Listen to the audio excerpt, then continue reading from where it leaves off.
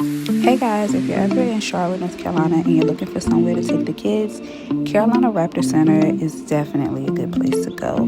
They have all different type of owls, they have different type of birds that you guys can learn about. They even have a bird show. We didn't get a chance to make it, so we're definitely gonna go back so we can catch the next one. So yeah, if you're ever looking for somewhere to go, check out Carolina Raptor Center.